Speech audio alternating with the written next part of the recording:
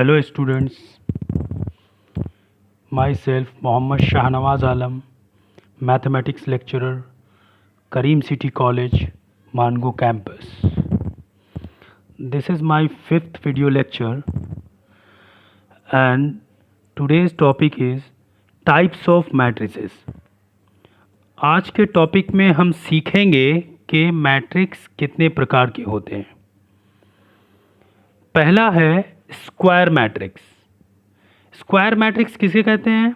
A matrix A is said to be square matrix if number of rows is equal to number of columns.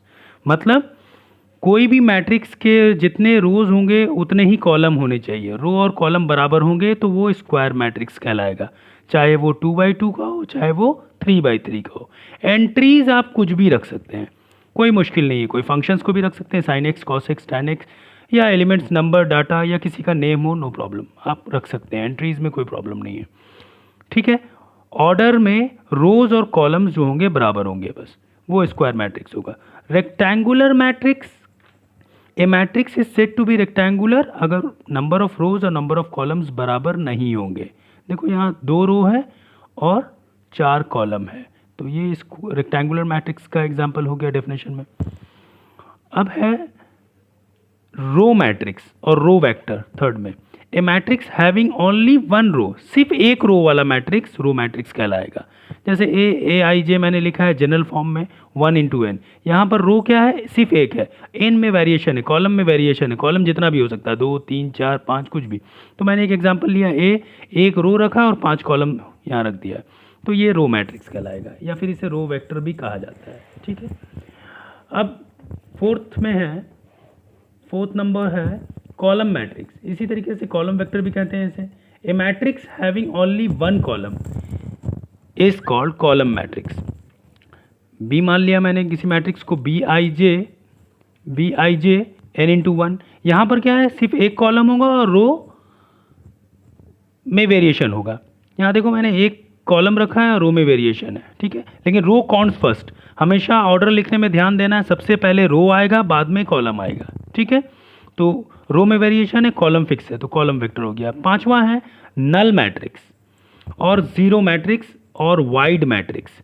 A matrix square और rectangular दोनों हो सकता है। Null matrix whose all entries are zero is called null matrix denoted by the symbol.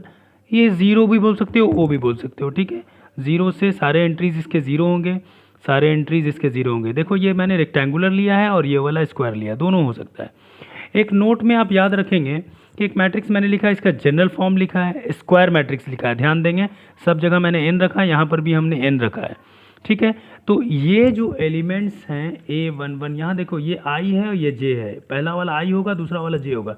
तो ये A11, A22, A33 इसी तरीके से इस तरफ से जो बढ़ेगा, इस तरफ से जो एलिमेंट्स बढ़ेंगे इस तरफ से, ये क्या कहलाते हैं?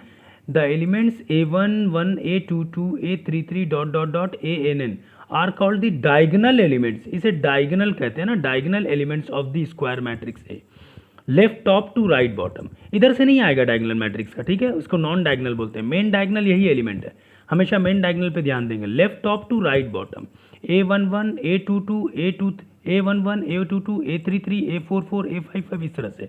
तो आई और जे डायगोनल एलिमेंट्स पे बराबर होते हैं। आई और जे याद रखेंगे, डायगोनल एलिमेंट्स पे, डायगोनल एलिमेंट्स के आई और जे बराबर होते हैं।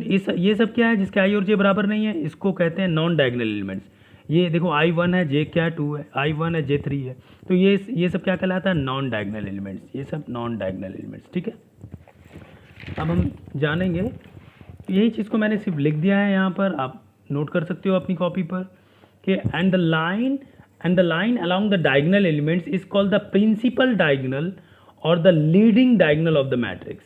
ये वाला जो है इसको प्रिंसिपल डायगोनल बोलते हैं या फिर लीडिंग डायगोनल। अभी जो पीछे मैंने बैक में अभी मैंने बताया था वही, ठीक है।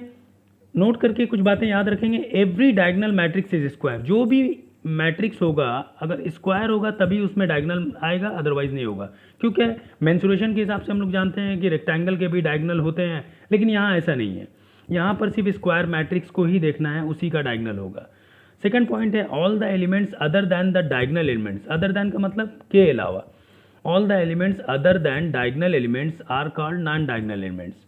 ठीक है, जैसे ये देखो ये वाला डायगनल है, इसको राइट बॉटम लिखा मैंने यहाँ, लेफ्ट टॉप से राइट बॉटम, और ये क्या है 4 3 1 0 1 5, ये सारे नॉन डायगनल एलिमेंट्स हैं। इस लाइन को, ये मैंने जो ऊपर अभी लिखा है, इस लाइन को हम लोग लीडिंग डायगनल बोलते हैं और प्रिंसिपल डायगनल बोलते हैं और मेन डायगनल भी बोलते हैं। ठीक है, इसको याद रखेंगे आप लोग ध्यान से, क्योंकि ये ज़रूरत पड़ेगा आगे प्रॉब्लम्स बनाने में। थर्ड है the diagonal of the square matrix is unique, मतलब एक ही होता है, उधर इस तरफ से जो आएगा वो नॉन डायगनल होता है, that is from the left top to right bottom. Main diagonal हमेशा एक ही होगा। डायगनल मैट्रिक्स सब किसे कहते हैं छठे नंबर में, let A is equal to A I J N into N, मैंने ये जनरल फॉर्म लिखा है मैट्रिक्स का। Then the matrix A is said to be diagonal matrix if it's all non diagonal elements are zero, मतलब main diagonal के elements को छोड़कर सारे नॉन डायगनल वाले जीरो हो जाएंगे अदर दैन डायगनल एलिमेंट। जैसे एग्जांपल में ए इज इक्वल टू मैंने लिखा है यहाँ 2 5 यहाँ नंबर रख दिया, बाकी में 0 रख दिया, ये डायगनल मैट्रिक्स है। शॉर्ट फॉर्म में ये क्या लिखाता है, डायग ए, डायग लिख देंगे, इसके डायगनल एलिमेंट्स को लिख देंगे, मतलब वो नॉन डायगनल एलिमेंट्स अंडरस्टूड है, वो 0 0 लिखाता है। ठीक है, ये डायगनल मैट्रिक्स है। एक और एग्जाम्पल देख लेते हैं, एक बी मैट्रिक्स मैंने लिखा है, देखो इसके डायगनल, मेन डायगनल पे मैंने नंबर्स रखे हैं, यहाँ पर 1 0 रख सकते हैं, कम से कम एक नॉन जीरो एलिमेंट होना चाहिए इसमें, बाकी सब जीरो होंगे, नॉन डायगनल एलिमेंट जीरो होंगे। शॉर्ट फॉर्म में इसको क्या लिखेंगे, डायग बी, डायग 1 3 5, मेन डायगनल के जो एलिमेंट्स आप यहाँ लिख दो। ठीक है, 7वां नंबर में है scalar matrix, let A is equal to, ये general form A I J N into N, ध्यान देंगे इसको, है ना, ये स्क्वायर मैट्रिक्स है एन इंटू एन, क्योंकि जितना रो लिया मैंने उतना ही कॉलम लिया है। वेयर ए आई जे, देखो ब्रैकेट नहीं लगा हुआ है, मतलब एलिमेंट्स के बारे में बात हो रही है। उसके एलिमेंट्स क्या होना चाहिए, एंट्रीज जो होनी चाहिए 0 होगा, कब, जब I not equal to J. I not equal to J का मतलब क्या है, अगर हम एक छोटा सा ले लें A11 A12 A13 और A21, A13 नहीं होगा, A21 और ये A22, तो यहाँ देखो आई और जे बराबर है, तो ये वाली एंट्री क्या होगी, 0 चली जाएगी यहाँ पर आई और जे बराबर है, तो ये वाली एंट्री, ये वाला एलिमेंट क्या लेगा, यहाँ 0 ले लेगा। आई और जे बराबर नहीं है, यहाँ पर कोई के कांस्टेंट ले लेगा, फिक्स नंबर ले लेगा। आई और जे यहाँ भी बराबर नहीं, यहाँ पर भी के ले लेगा। तो एक एग्जांपल स्केलर मैट्रिक्स का क्या हो गया कि डायगनल एलिमेंट्स सेम होंगे, नॉन डायगनल एलिमेंट्स 0 होंगे। डायगनल एलिमेंट्स सेम होंगे, मेन डायगनल एलिमेंट्स सेम होंगे, नॉन डायगनल एलिमेंट्स 0 होंगे, तो उसे हम स्केलर मैट्रिक्स कहेंगे। ठीक है, एक लास्ट बहुत इंपॉर्टेंट मैट्रिक्स है, ये बहुत ज़्यादा इस्तेमाल होता है, दैट इज आइडेंटिटी मैट्रिक्स और unit matrix. Let A I J मैंने मान लिया N into N squared matrix है। ए आई जे, इसके एलिमेंट्स क्या होंगे, सिमिलर स्केलर मैट्रिक्स की तरह है, 0 कब, जब आई और जे बराबर नहीं है, और जब 1 हो जाएगा, के की जगह बस यहाँ पर 1 हो गया, वहाँ पर हमने क्या लिखा था, यहाँ पर हमने के लिखा था आई इज इक्वल टू जे पर, बस यहाँ के की जगह फिक्स नंबर आ जाएगा, 1 आ जाएगा।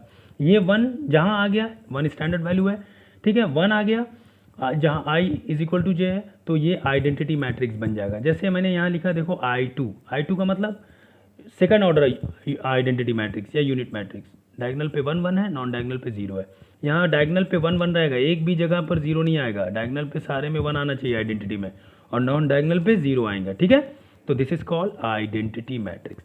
आई होप आपको ये वीडियो समझ में आ गया होगा। If there is any problem, आप फिर से देखो, इसको बार बार देखो, रिपीट होगा, रिवाइज करोगे या आपके दिमाग में अच्छे से आ जाएगा, तो मैट्रिक्स आपका मजबूत हो जाएगा। Okay, thank you.